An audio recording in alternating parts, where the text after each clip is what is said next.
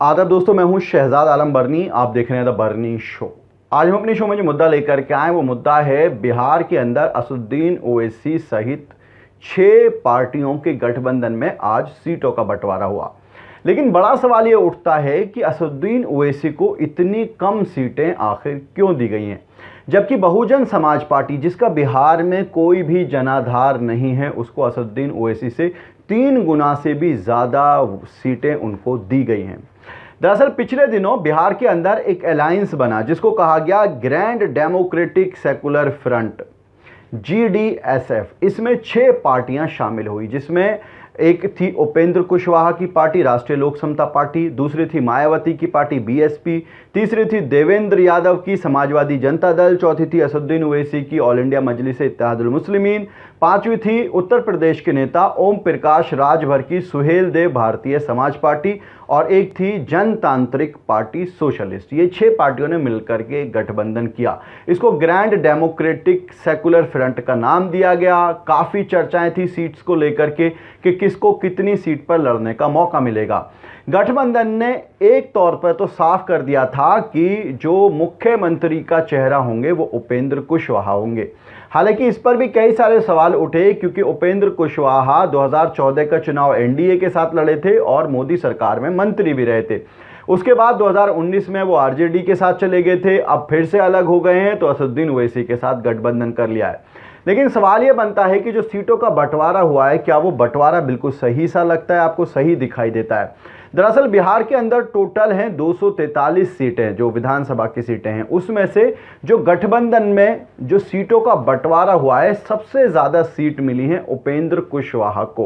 राष्ट्रीय लोक समता पार्टी इनकी पार्टी का नाम है। 104 सीटों पर अकेले लड़ेंगे गठबंधन की तरफ से, जो ये गठबंधन है महागठबंधन जिसे आप एक तरह से भी कह सकते हैं।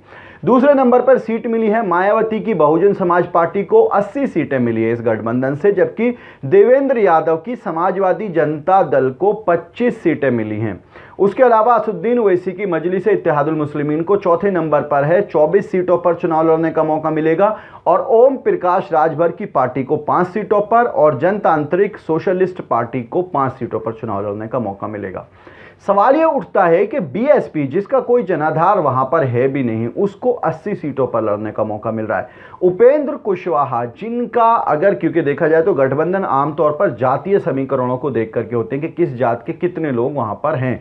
उपेंद्र कुशवाहा का अगर जातीय समीकरण देखा जाए तो बिहार के अंदर मात्र 6% आबादी है कुशवाहा की, लेकिन उनको सीट मिली है 106 और मुख्यमंत्री का चेहरा भी साथ में।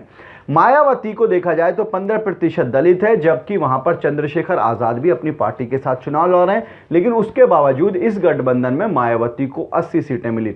देवेंद्र यादव जिनका यादव समाज में कोई बहुत बड़ी पकड़ नहीं है, क्योंकि RJD का असली होल्ड माना जाता है यादव समाज पर, और उनको मिली हैं 25 सीटें, जबकि सबसे ज़्यादा मुसलमानों में मजबूत पार्टी मानी जाने वाली, खासतौर से सीमांचल में जिसका अच्छा होल्ड माना जाता है, असदुद्दीन ओवैसी की पार्टी को मात्र 24 सीटों पर चुनाव लड़ने का मौका मिल रहा है। ओम प्रकाश राजभर और जनतांत्रिक पार्टी सोशलिस्ट, इसको आप क्या कहेंगे, 5-5 सीटें मिली हैं। लेकिन सवाल ये बनता है कि क्या आपको नहीं लगता है कि जो सीटों का बंटवारा हुआ है उसमें असदुद्दीन ओवैसी को कम सीटें मिली हैं, ज़्यादा मिलनी चाहिए थी? क्योंकि अगर बिहार के आंकड़े उठा करके देखेंगे सीट्स के, तो करीब 38 सीटें ऐसी हैं जिन पर मुस्लिम समाज का वोट बैंक डिसाइडिंग फैक्टर है। 11 सीटें ऐसी हैं जहां पर मुस्लिम वोट बैंक 40% से ज़्यादा है।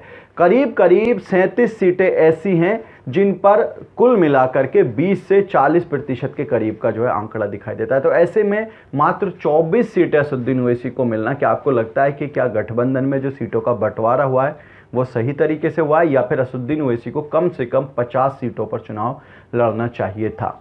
आप लोग अपनी राय जरूर बताएं। वीडियो के नीचे कमेंट बॉक्स है, उस कमेंट बॉक्स में जाएं, जाकर के अपनी राय हमें जरूर बताएं। आज के इस एपिसोड में इतना ही। हमारी आपसे रिक्वेस्ट है, इस वीडियो को शेयर जरूर करें और हमारे चैनल को सब्सक्राइब जरूर करें। और आप हमें सोशल मीडिया पर यानी कि इंस्टा, ट्विटर और फेसबुक पर फॉलो करने के लिए वीडियो के नीचे जो लिंक्स दिए हुए हैं उन लिंक्स पर जाकर के आप हमें सोशल मीडिया पर फॉलो कर सकते हैं। बहुत बहुत शुक्रिया।